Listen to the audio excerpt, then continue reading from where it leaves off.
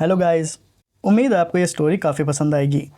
ये कहानी है एक ऐसे वर्ल्ड के बारे में जो पूरी तरह बर्फ़ से कवर हो चुका है, यानी वहाँ आइस एज आ चुका है। हम देखते हैं कि एक रिपोर्टर ग्लोबल टेम्परेचर के ड्रॉप होने को लेकर न्यूज़ दे रहा था।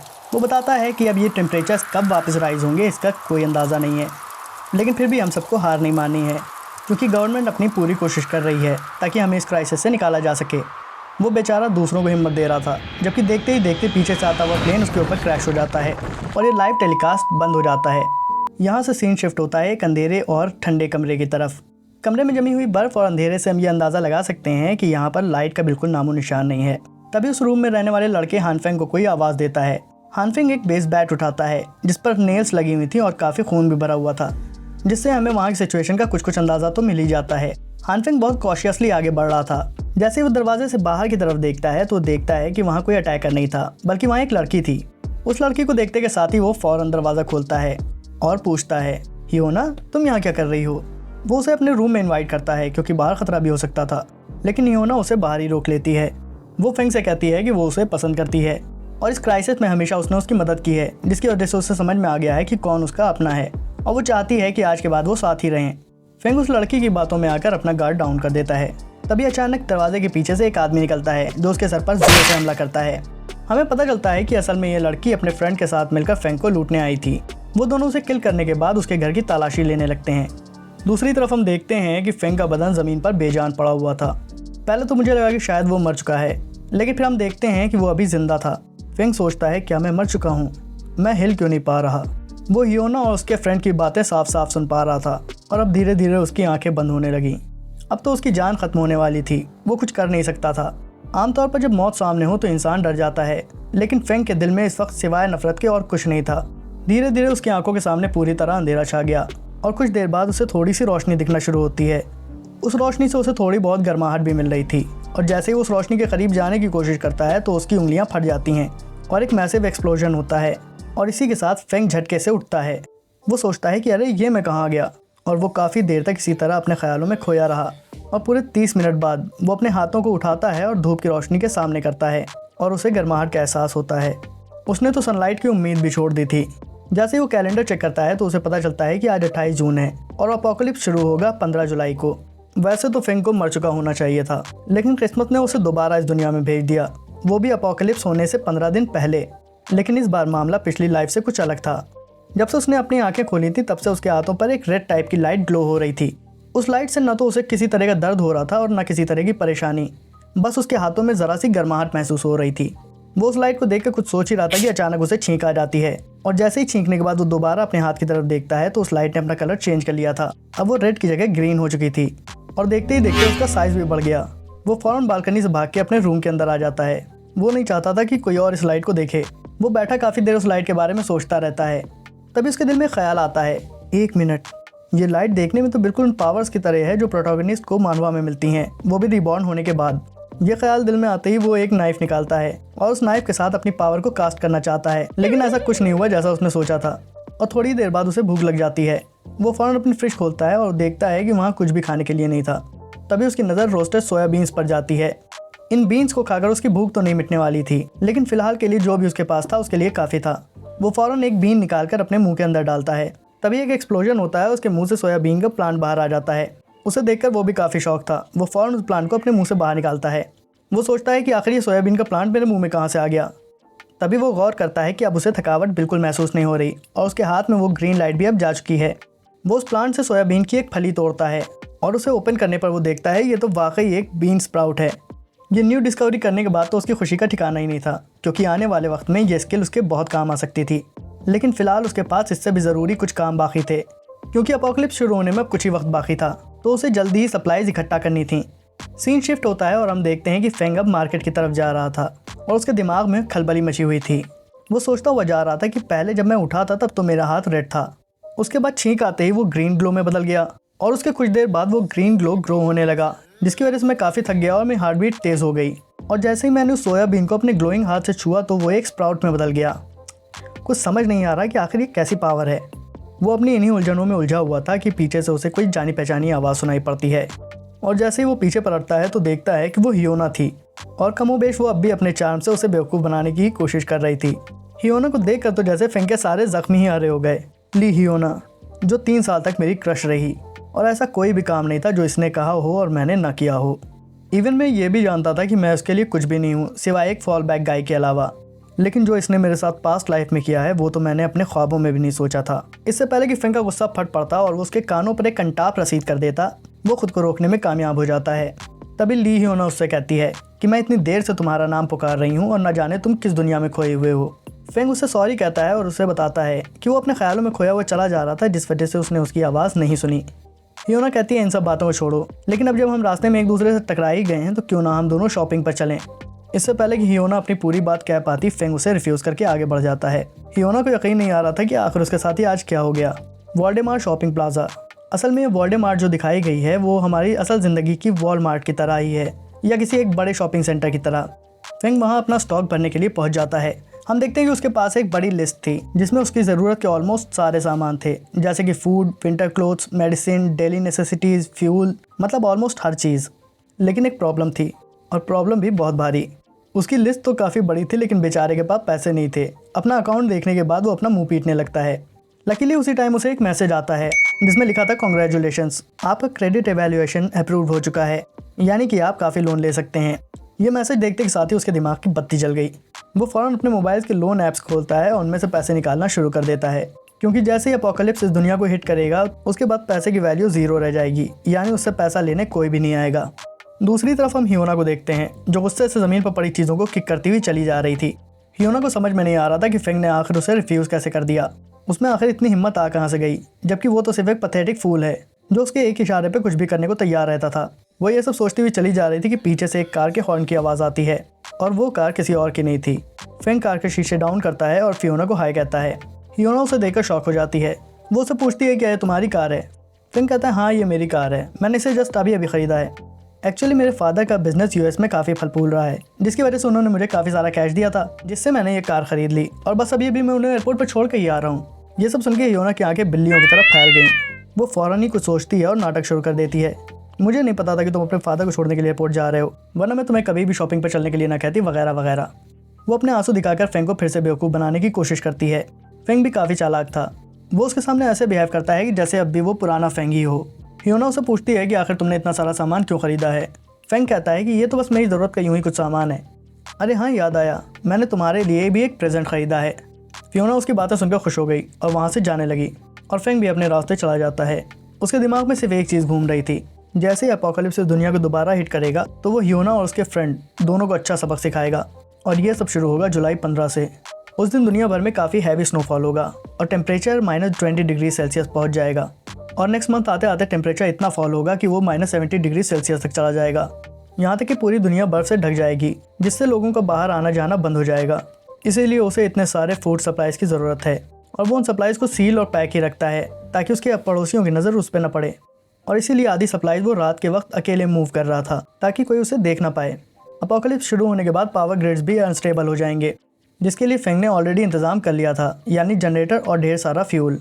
अपोकलिप्स के टाइम सारे हीटिंग सिस्टम स्टॉप हो गए थे, इसलिए फेंग अपने घर को मॉडिफाई करा रहा था और उसे इंसुलेट कर रहा था, और लगे हाथ उसने अपने रूम के सारे विंडो और डोर्स को रीइंफोर्स करा दिया था। फेंग का इंतज़ाम पूरा होते होते 14 जुलाई हो चुकी थी, यानी खेल शुरू होने में सिर्फ एक दिन बाकी रह गया था। अब बारी थी सबसे ख़ास स्टेप की। अपकमिंग अपोकलिप्स में सर्वाइव करने के लिए सिर्फ फेंग की जमा की हुई सप्लाई पे उसका भरोसा करना बेवकूफ़ी होता।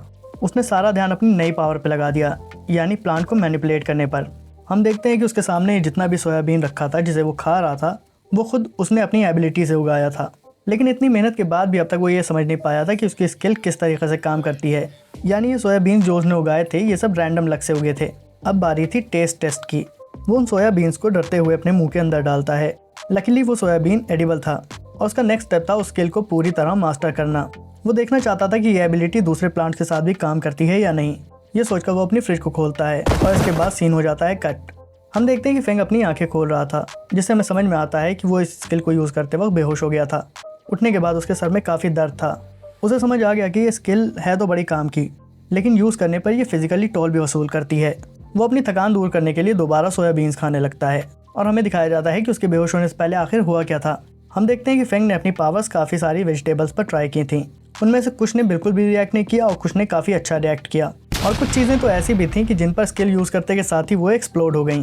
लेकिन जो चीज़ें एक्सप्लोड हो रही थीं वो जलने के बाद एक कोल जैसे सब्सटेंस में चेंज हो जा रही थीं, जो कि बहुत ही लाइट था। यानी कि फेंग उसे सर्दियों में अंगीठी की तरह यूज़ करने वाला था। अब अंगीठी देख के मुझे हंसी क्यों आई मैं ये नहीं बताऊँगा। काफ़ी दफ़ा ट्राई करने के बाद आखिर उसने एक कॉलीफ्लावर भी उगा लिया, लेकिन इतनी बड़ी सब्ज़ी उगाते के साथ ही वो बेहोश हो गया। और इतनी मेहनत करने के बाद भी उसे इस स्किल को यूज़ करने का कोई पैटर्न समझ नहीं आ रहा था। लेकिन फिर भी उसे कुछ क्लू मिल गए थे, जैसे कि इस स्किल को किस तरह एक्टिवेट किया जाता है। स्किल का सक्सेस रेट वो अभी तक ठीक नहीं कर पाया था, यानी वो रैंडम था, लेकिन एक्टिवेट करना वो सीख चुका था। हम देखते हैं कि स्किल को एक्टिवेट करने के लिए वो खुद को नेचर के साथ जुड़ा हुआ महसूस करने की कोशिश करता है, यानी हरी हरी घास, ऊंचे ऊंचे पेड़ पौधे और एनिमल्स।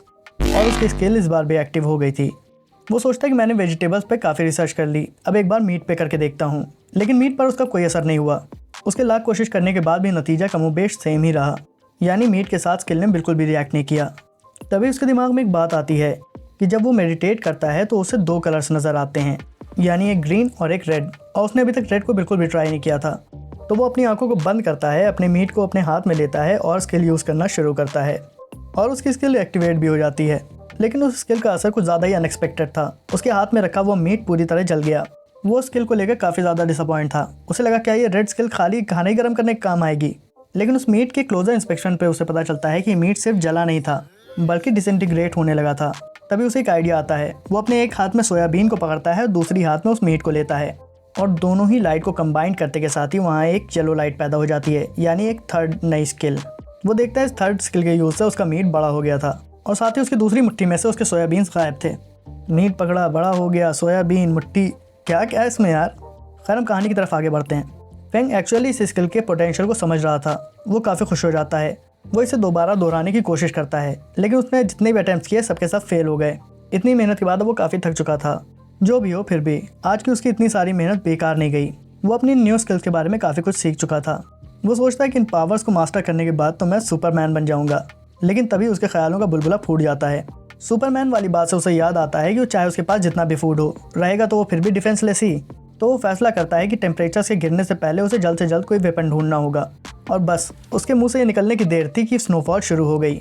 सीन कट होता है और हम देखते हैं कि फेंग अब गन की तलाश में निकल चुका था।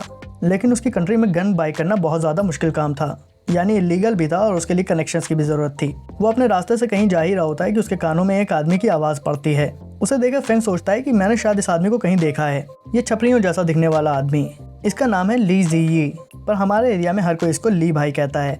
ये हमारे नेबरहुड में ही रहता है और ये शहर के तमाम बड़े कॉन्ट्रैक्टिंग प्रोजेक्ट्स का इंचार्ज है, इसलिए कमोबेश इसे हर कोई जानता है। यानी इसके पास हर तरह के कनेक्शंस हैं, और शायद इसके पास वो कनेक्शंस भी हो जिसे फेंग ढूंढ रहा था। फेंग ब्रदर ली को हाई कहता है। ब्रदर ली उससे पूछता है क्या मैं तुम्हें जानता हूँ। खैर कुछ देर बाद वो फेंग को पहचान लेता है। अगल बगल ठीक से देख लेने के बाद फेंग जब देखता है कि कोई भी उनकी कन्वर्सेशन को नहीं सुन रहा है, तो वो ली से कहता है, भाई असल में मुझे ना क्या आखिर तुम्हें क्या ज़रूरत पड़ गई गन की। देखो बच्चे, मैं तुम्हें साफ साफ बता देता हूँ कि मैं इस तरह की इलीगल चीज़ों में बिल्कुल भी दखल नहीं देता। हाँ मेरे पास कनेक्शंस हैं, लेकिन इसका मतलब ये थोड़ा ही कि मैं तुम्हें ऐसी ख़तरनाक जगह पर जाने दूंगा।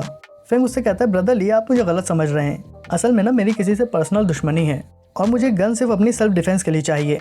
फिर वो उसे कहानी सुनाना शुरू करता है कि कैसे वो साइकिलिंग करता हुआ कहीं जा रहा था और उसके आगे जाने वाले आदमी ने उसके मुंह पर थूक दिया। इसी के साथ उन दोनों में कहासुनी हो गई और फेंग ने उसे कायदे से भर के कूट दिया, और उसके कुछ देर बाद वो अपने दोस्त ले आता है जो उसे मिलकर पीट देते हैं। उसी टाइम फेंग फैसला करता है कि उसे अपनी सेल्फ डिफेंस के लिए एक वेपन चाहिए होगा, और ये थी फेंग की दर्द भरी कहानी, जिसे सुनकर ब्रदर ली आग बबूला हो गया।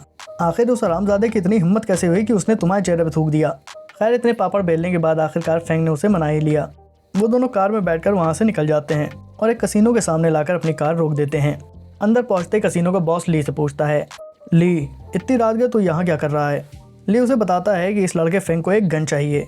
गन का नाम सुनते ही बॉस कहता है, हाँ मुझे तो लगा कि तुम कुछ दमदार वेपन लेने के लिए आए होगे। खैर शियांजी गन दिखा। गन टेबल पे रखते के साथ ही बॉस कहता है कि इस गन की कीमत हुई 6000। फेंग कहता है, एक्चुअली बॉस लू मैं एक लंबी गन के बारे में सोच रहा था जिसके साथ एक स्कोप भी लगा हुआ आ जाए तो मज़ा आ जाएगा। फेंग की बात सुनते ही गुस्से में बॉस अपनी जगह पर उठ खड़ा हुआ और उस पर चिल्ला के कहने लगा, उल्लू के पट्टे तू कहीं स्नाइपर राइफल की बात तो नहीं कर रहा। तुझे लगता है ये कोई शॉपिंग मॉल है जहाँ से तू आके कुछ भी मांगेगा और तुझे कुछ भी दे दिया जाएगा। चुपचाप ये छोटी गन उठा और यहाँ से भाग जा। बॉस लू को गुस्से में देखकर ब्रदर ली उसे शांत कराने की कोशिश करता है। बॉस लू आप गुस्सा ना हो, इस बेचारे के साथ बहुत बुरा हुआ है। असल में बात यह है कि 5 साल पहले इसकी बीवी इसके आगे की कन्वर्सेशन हमें नहीं दिखाई जाती और सीन कट जाता है। और जब दोबारा हमें बिल्डिंग के अंदर का सीन दिखाया जाता है तो हम देखते हैं कि बॉस लू का चेहरा टमाटर की तरह लाल हो गया था। क्या कहा? 3 बच्चे और एक भी इसके नहीं? फ्रैंक खुद नहीं समझ पा रहा था कि आखिर ब्रदर ली ने इस तरह की कहानी उसे क्यों सुनाई, लेकिन अब तो वो कहानी सुना चुका था। मगर इस बेहुदा कहानी का उसे बड़ा फ़ायदा होने वाला था। बॉस लू फ्रैंक से कहता है, स्नाइपर राइफल चाहिए ना तुझे? मैं ला के दूंगा तुझको, लेकिन उसमें कुछ टाइम लग जाएगा। फ्रैंक ये बात सुनकर काफ़ी खुश हो गया और बॉस ली का शुक्रिया अदा करता है। बॉस कहता है, श्यानजी इसके लिए जल्दी एक स्नाइपर राइफल अरेंज कर और कोशिश करना कि अगर सेमी ऑटोमेटिक मिल जाए तो और बेहतर। श्यानजी को गन और एमो का ऑर्डर देने के बाद बॉस फ्रैंक की तरफ छोटी रिवॉल्वर बढ़ा देता है। फ्रैंक उस गन को देखकर शॉक हो गया। बॉस कहता है, ले जा भाई, इसे मेरी तरफ से गिफ्ट समझ। बॉस की जेनरोसिटी देखकर फ्रैंक का भी दिल पिघल गया। वो कहता है, बॉस लियो, मेरा एक दोस्त गवर्नमेंट में है, उसने मुझे बताया है कि ये वेदर कुछ ज़्यादा ही अबनॉर्मल है, जिसकी वजह से सरकार जल्दी ही परचेज सप्लाई को लिमिटेड करने वाली है। तो बेहतर होगा आप भी जितने स्टॉक जमा कर सकें जमा कर लीजिए। इसके बाद वो दोनों वहाँ से बाहर आ जाते हैं। ब्रदर ली अपनी तारीफ़ें करता हुआ फ्रैंक के साथ चला जा रहा था, जबकि फ्रैंक अपने ख्यालों में खोया हुआ था। इस बार फ्रैंक के पास तकरीबन सारी चीज़ें मौजूद थीं, सप्लाईज, वेपन्स, हर चीज़। अब उसका गोल था अपनी स्किल्स को मास्टर करना। वो ये सब सोचता हुआ जा ही रहा था कि अचानक उसका पैर स्लिप होता है, वो धड़ाम से ज़मीन पर गिरता है। फ्रैंक ली चिल्लाता है, आह मेरा पैर शायद टूट गया है। वो ब्रदर ली से उसे हॉस्पिटल ले जाने के लिए कहता है, लेकिन ब्रदर ली के पास ड्राइविंग लाइसेंस ही नहीं था, तो वो उसे अपने कंधे पर उठाकर ले जाने की कोशिश करता है। लेकिन कुछ दूर चलते ही वो थक गया, तो वो लोग तय करते हैं कि यहाँ से वो टैक्सी करेंगे। सीन कट होता है और हमें हॉस्पिटल दिखाया जाता है, जहाँ ऑफिस के अंदर एक क्यूट नर्स जीयोन बैठी हुई थी। तभी उसके पास कॉल आता है। उससे कहा जाता है कि हेड नर्स आपको इस वक्त हॉल में आना पड़ेगा, क्योंकि यहाँ स्टाफ की कमी हो गई है। दूसरी तरफ हम फ्रैंक को देखते हैं, जो कि डॉक्टर के सामने बैठा था और डॉक्टर के हाथ में उसका एक्सरे था। वो उसे बताता है कि तुम्हारी टिबिया वाकई में फ्रैक्चर हो चुकी है। डॉक्टर फ्रैंक से कहता है कि तुम्हें ऑब्जर्वेशन के लिए मुझे 1 घंटा और देना पड़ेगा। ऑब्जर्वेशन पूरी हो जाने के बाद मैं तुम्हें दवाएं दे दूंगा, जिन्हें लेकर तुम घर जा सकते हो। फ्रैंक इस एक्सीडेंट से काफ़ी ज़्यादा सैड दिख रहा था। अपोकलिप्स बिल्कुल सर पर आ चुका था और अब उसके साथ ये हो गया। ब्रदर ली फ्रैंक से कहता है कि मुझे कुछ ज़रूरी काम आ गया है, इसलिए मुझे जाना होगा और तुम्हें जब भी मेरी ज़रूरत पड़े तो तुम मुझे कॉल कर सकते हो। ब्रदर ली के जाने के बाद हम देखते हैं कि हॉस्पिटल में लगातार न्यू पेशेंट्स की एंट्री हो रही थी, जिसकी वजह था ये अचानक आया हुआ ब्लिजर्ड। सभी पेशेंट्स की कंडीशन ऑलमोस्ट फ्रैंक की ही तरह थी। फ्रैंक भीड़ को देखकर सोचता है कि न जाने मेरा नंबर कब आएगा। तभी वो वहाँ खड़ी एक ब्यूटीफुल नर्स को देखता है, जो बहुत ही प्रोफेशनली और ग्रेसफुली अपने काम को हैंडल कर रही थी। फ्रैंक को यकीन नहीं आ रहा था कि इतनी कम एज में ये लड़की हेड नर्स बन चुकी थी, जो कि इतनी इनक्रेडिबली स्किल्ड और काइंड हार्टेड है। तभी हम देखते हैं कि उसके बगल में बैठा हुआ एक बुढ़ा पेशेंट नर्स को बुलाता है। हेड नर्स उससे आके पूछती है कि आपको क्या परेशानी है। वो बताता है कि मेरी बैक हर्ट हो रही है। हम देखते हैं कि बुढ़ा बहुत ही बदमाश और पाजी किस्म का आदमी था। फ्रैंक को उस बुढ़े की हरकतें बिल्कुल भी पसंद नहीं आई। इससे पहले कि बुढ़ा और कोई बदतमीजी करता, फ्रैंक फौरन अपनी क्रश उसके मुंह पर फेंक कर मारता है। वो बुढ़ा गिरने के बाद फ्रैंक से लड़ाई करने लगता है। फ्रैंक उससे कहता है कि तुम्हारी भलाई इसी में है कि तुम यहाँ से चुपचाप सीधे सीधे निकल जाओ, वरना मैं तुम्हारे फ़ोन से खींची हुई तस्वीरें पुलिस के हवाले कर दूंगा। हमें पता चलता है कि बैक पेन के बहाने उस बुढ़े ने नर्स की कुछ इनएप्रोप्रिएट फ़ोटोज़ खींच ली थी। वो बुढ़ा डर जाता है कि अगर वाकई इसने तस्वीरें पुलिस के हवाले कर दी तो उसका क्या होगा। वो वहाँ से फ़ौरन भागता हुआ बाहर निकल जाता है। दूसरी तरफ हम देखते हैं कि वो नर्स इतनी डम थी कि उसे अब भी नहीं समझ में आया कि वो बुढ़ा आदमी वहाँ से भागता हुआ क्यों चला गया। फ्रैंक सोचता है कि वाकई दुनिया में इतने भी बेवकूफ़ लोग होते हैं। फ्रैंक हेड नर्स को सारी बातें समझाता है कि वो बुढ़ा आखिर वहाँ से क्यों भागा। सारी बातें मालूम हो जाने के बाद नर्स उसका शुक्रिया अदा करती है। वो फ्रैंक से कहती है कि क्रश को फेंकने की वजह से तुम्हारा बैंडेज जगह से हिल गया है, लाओ मैं इसे दोबारा टाइट कर दूं। बैंडेज बांध देने के बाद नर्स उससे कहती है कि 1 हफ्ते बाद दोबारा तुम यहाँ आकर अपना एंकल चेक करा लेना। फ्रैंक अपने दिल में सोचता है 1 हफ्ते बाद अपोकलिप्स इस जगह का ये हाल करने वाला है कि शायद ही मेरी मुलाकात दोबारा उस नर्स से हो। नेक्स्ट डे हम देखते हैं कि टीवी पर सभी प्रोग्राम्स को रोककर एक अर्जेंट न्यूज़ टेलीकास्ट की जा रही थी। न्यूज़ रिपोर्टर अलर्ट जारी करती है कि नेक्स्ट 24 आवर्स में कंट्री के सभी रीजन्स में हैवी स्नोफॉल होने वाली है, जिससे टेम्परेचर्स में बहुत ही शार्प ड्रॉप देखने को मिलेगा। वो कहती है कि पूरी दुनिया में ही टेम्परेचर डाउन होता जा रहा है, यहाँ तक कि बर्फबारी दुबई, अमेज़न और इजिप्ट जैसी जगहों पर भी हुई है। मगर हमारे एक्सपर्ट ने बताया है कि ये कोल्ड ज़्यादा देर तक नहीं रहेगी। आखिर में वो रिपोर्टर सभी को काम रहने के लिए कहती है और कहती है कि किसी भी तरह के रूमर्स को आगे न फैलाया जाए और ये आइस डिजास्टर जल्दी ही खत्म हो जाएगा। फ्रैंक ने सेम टाइप की खबरें अपनी पिछली ज़िंदगी में भी सुनी थी। वो जानता था कि ये सब सिर्फ एक बहाना है ताकि अपोकलिप्स की न्यूज़ सुनकर पब्लिक में कहीं केओस न मच जाए। लेकिन इस बार फ्रैंक के हालात बिल्कुल अलग थे। उसने सारी तैयारियां कर रखी थीं। उसकी सप्लाई का स्टॉक बिल्कुल फुल था। उसका हाउस रीइंफोर्स्ड और वेल हीटेड था, यानी वो पूरी तरह सेफ था। वो अपनी कामयाबी को सोचकर खुशी हो रहा था कि तब तक उसके फ़ोन पर कुछ मैसेजेस आते हैं। मैसेज चेक करने पर पता चलता है कि वो जिस कॉम्प्लेक्स में रह रहा था ये उसी कॉम्प्लेक्स के ग्रुप मैसेज थे। उस ग्रुप चैट में सभी लोग किसी बिगड़े हुए मौसम के बारे में बात कर रहे थे। लेकिन उन सभी मैसेजेस को छोड़कर फ्रैंक की निगाह एक खास मैसेज पर टिक गई। The Ice Age Apocalypse. ये आदमी कौन है? और भला ये अपोकलिप्स के बारे में कैसे जानता है? फेंग के दिमाग में अब इस आदमी मिस्टीरियस पर्सन के बारे में अजीब अजीब ख्याल आने लगे। वो सोचता है चाहे जो भी हो, लेकिन इस आदमी से मुझे ज़रा कॉशियस रहना पड़ेगा। हम देखते हैं happy housing complex resident group chat में नेबरहुड में जमी हुई बर्फ को क्लीन करने को लेकर क्योस मचा हुआ था और हर कोई एक दूसरे से आर्ग्यू कर रहा था। तभी हम देखते हैं फेंग के पास कुछ और मैसेजेस भी आते हैं। ये मैसेजेस ली हियोना के थे। वो कहती है, हान फेंग आजकल तुम कितने बिजी हो कि ना तुमने मुझे कांटेक्ट किया और ना तुम मुझसे मिलने ही आए। आओ घर पे मुलाकात करते हैं, मैं तुम्हारा इंतज़ार करूँगी। और हाँ, जब तुम मेरे घर की तरफ आने लगो तो सुपरमार्केट से कुछ फूड मेरे लिए बाई करके आना। फेंग हैरान था कि इतनी हार्ड कंडीशन में भी वो किस तरह उसे एरंड लाने के लिए मजबूर कर रही थी। खैर, वो रिप्लाई के तौर पे उसे अपने बैंडेज पैर की फ़ोटो भेज देता है। हम देखते हैं कि स्नोफॉल का आज ये तीसरा दिन था और टेम्परेचर -20 डिग्री पहुंच चुका था।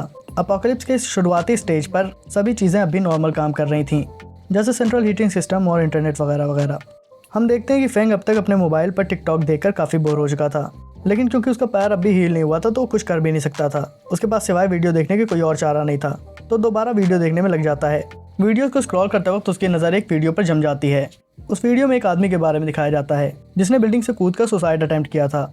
लेकिन हैरानी की बात यह थी कि 15 स्टोरी बिल्डिंग से कूदने के बाद उसकी जो हड्डियाँ और इंटरनल ऑर्गन्स डैमेज हो गए थे वो अपने आप ही रीजनरेट और रिपेयर हो रहे थे।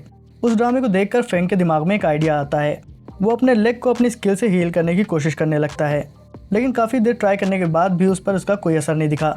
मगर इतनी देर तक एनर्जी यूज़ करने की वजह से अब उसे नींद आने लगी थी और जैसे ही वो अपनी आंखें बंद करता है उसे एक अजीब सा ड्रीम दिखाई देता है। वो देखता है कि उसने रेड इंडियन वाली हैट पहनी हुई थी और वो एक जायंट शीप पर सवार था और आसमान में बर्ड्स की जगह हर तरफ शीप्स की खोपड़ी उड़ रही थी। वो देखता है कि वो जिस जायंट शीप पर बैठा था वो उससे चाबुक से मारकर तेज भगाने की कोशिश करता है, लेकिन चाबुक पड़ते ही वो शीप तेज भागने की जगह उसे अपनी पीठ से नीचे गिरा देता है और ज़मीन पर गिरते ही उसका पैर टूट जाता है।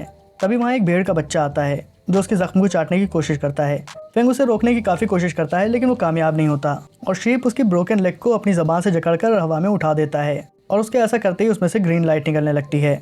ये अजीब सा ख्वाब देखकर फेंग फौरन नींद से जाग जाता है। वो कुछ देर तक परेशान रहता है कि आखिर ये कैसा बेतुका ख्वाब था, और जैसे ही उसकी नज़र अपने पैरों की तरफ जाती है तो देखता है उसमें से भी ग्रीन लाइट निकल रही थी। वो फ़ौरन अपनी पट्टियों को खोलता है और उस पैर पर खड़ा होने की कोशिश करता है। वो देखता है कि अब उसे बिल्कुल भी दर्द नहीं हो रहा था, यानी उसका पैर फुल्ली हील हो चुका था। फेंग सोच में पड़ गया, क्या एक ग्रीन लाइट वाकई सेल्फ रिकवरी में हेल्प करती है? लेकिन इस बात को जानने का सिर्फ एक ही तरीका था। वो एक नाइफ उठाता है और अपनी उंगली पर एक कट लगाता है और जैसे ही कट लगाने के बाद वो अपनी फिंगर पे उस स्किल को यूज़ करता है, उसकी फिंगर फ़ौरन हील होने लगती है और ये देखते ही उसके चेहरे पर एक अजीब सी स्माइल आ जाती है। हेलो गाइस, ये चैप्टर इस स्टोरी का आखिरी चैप्टर था और जैसे ही न्यू चैप्टर अपडेट होते हैं मैं आपके लिए नेक्स्ट वीडियो लेकर हाजिर हो जाऊँगा। अगर आपको ये वीडियो पसंद आई हो तो इसे लाइक, शेयर और सब्सक्राइब करना न भूलें।